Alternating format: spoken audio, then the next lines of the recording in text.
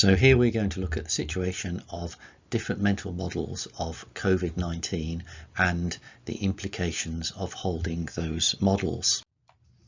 I'm going to introduce two possible models, discuss the implications, mention the problem that if different groups are unable to construe each other's mental models, then they basically can't discuss policy, approach, etc. to the problem, and it's likely that the group that has greatest power will seek to cancel the other group.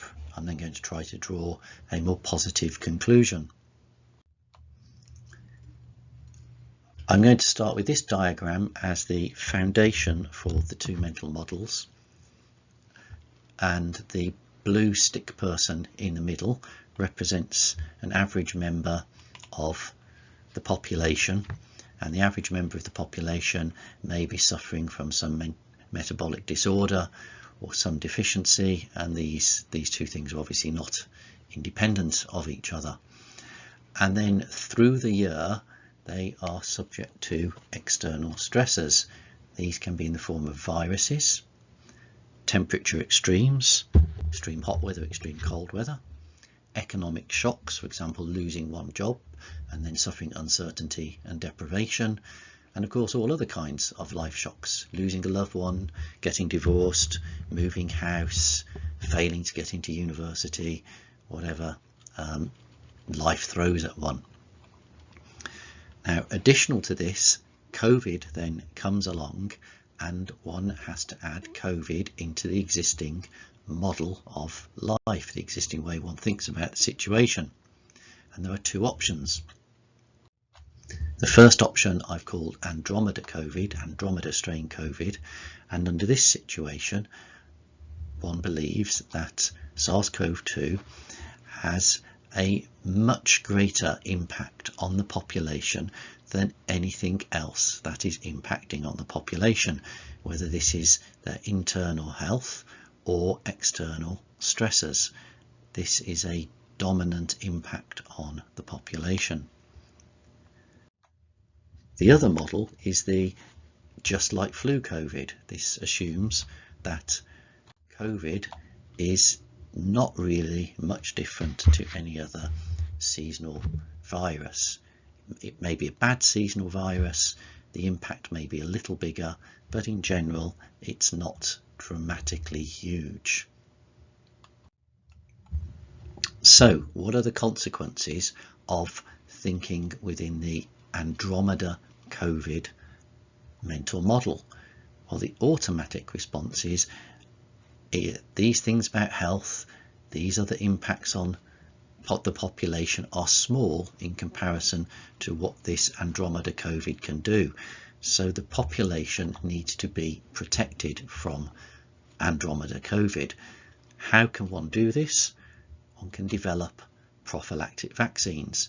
So the vaccine is taken and then the immune system responds to the vaccine, and sometimes later, if the person becomes infected, is confronted with SARS-CoV-2, then the seriousness of the disease is reduced to similar amounts, to a similar level as other impacts in their life.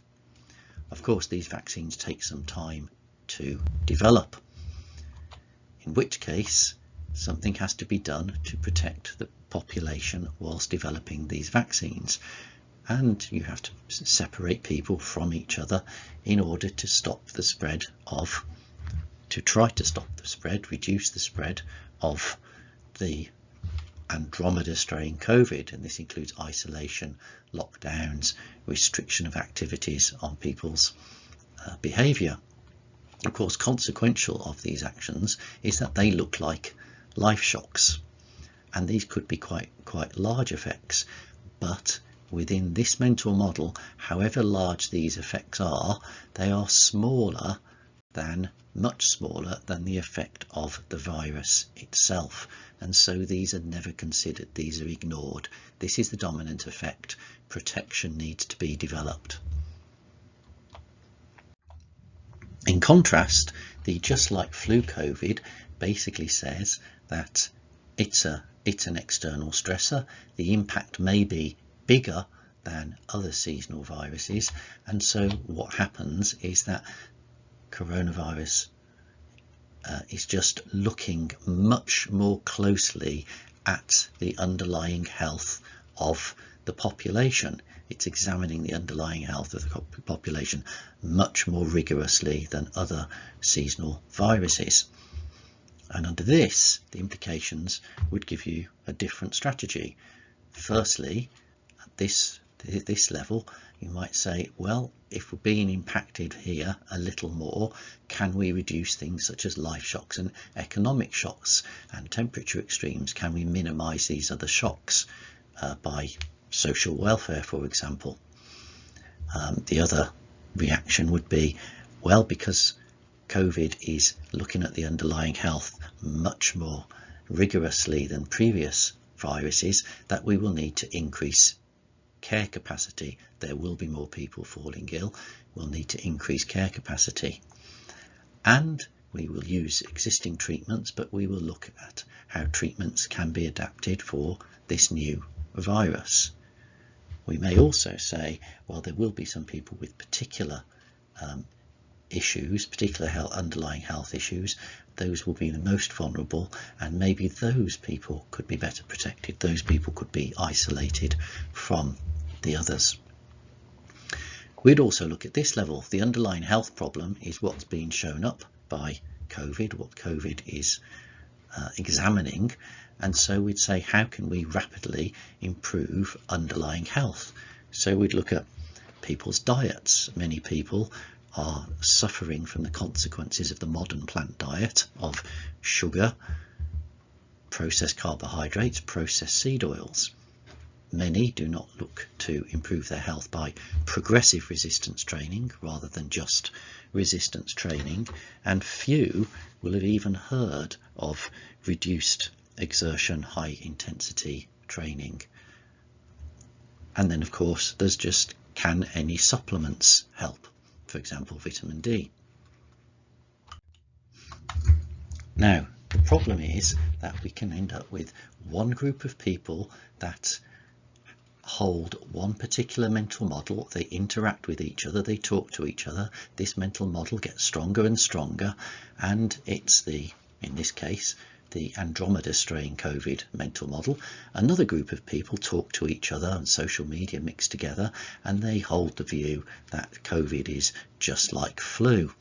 And these people, if they're unable to construe the other group's models, cannot understand what they are saying.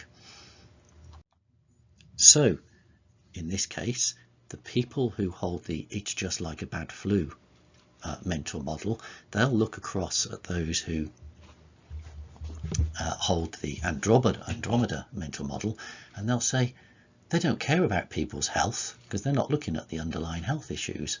Why are they hiding the reality? Why are they telling everybody this is the worst thing that can exist? They're not considering the consequences of their actions. Why aren't they considering all the things they're doing, the effects of isolation, lockdowns, stopping other social activities? They're unethical. They're forcing people to have experimental vaccines. This must be a conspiracy. They're dictators. On the other hand, the people who hold the Andromeda strain mental model of COVID, they'll be looking across at the people with the it's just like flu mental model and saying they want people to mix and kill each other. They're anti-vaxxers. They're trying to stop people have vaccinations. They must only care about money. They just want the economy to work because of money. They just want people to die. They don't care about people. We need to save lives. And obviously if this group has power, they will then seek to cancel the other group. And if this group gets cancelled, then this other mental model, the way of thinking about the problem, eventually fades into the distant past. So what are we left with? We're left with only looking at a problem through one mental model. Whereas what we should actually be doing is we should be using different mental models to permit different perspectives on a problem. Different perspectives. we shouldn't just retain only one mental model, because if we retain only one mental model, we bury its dangers. We think we're correct, we don't have to worry about its downsides. What we have to hold in our memories, and always come back to, is that if one party cannot construe the mental model of another, then they cannot converse. They cannot converse. They do not understand each other. They exchange words, but their ideas are incompatible. So what we learn from this is that we should never cancel other people's mental models. Don't cancel mental models. Understand them. If we can understand them, we can talk to each other, and if we can talk to each other, we might see the positives as well as the negatives of each other and of ourselves.